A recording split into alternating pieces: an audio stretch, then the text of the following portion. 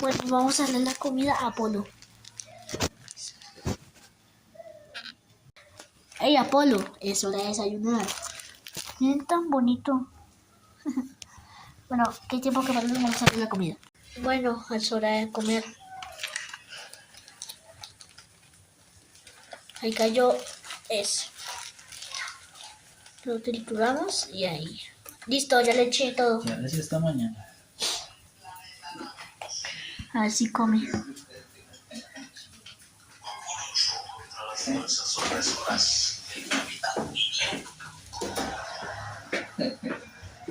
El chiquitito, se le cogen sus cabecitas.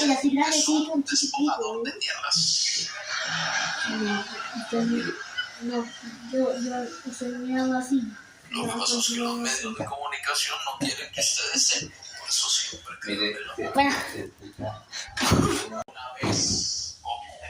Unos momentos después, Apolo, es hora de desayunar. Goku es un libertario.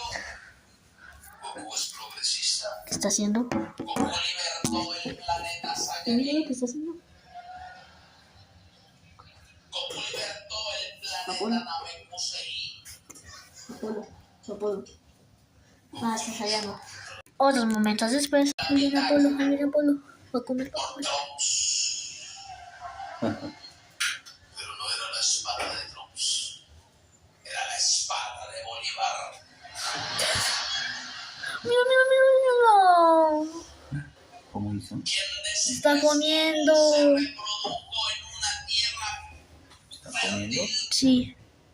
Luego le echaron comida ahorita. Sí. Está bonito. Me falta más. Bueno, en un momento la verdad. Vamos a ver a Apolo otra vez comiendo. Muy rico. Me siento como mi huevo. Ay. Me descuidé. Apolo, ¿dónde vas? Volví a comer. Ahí va por más Apolo. Qué rico huevo.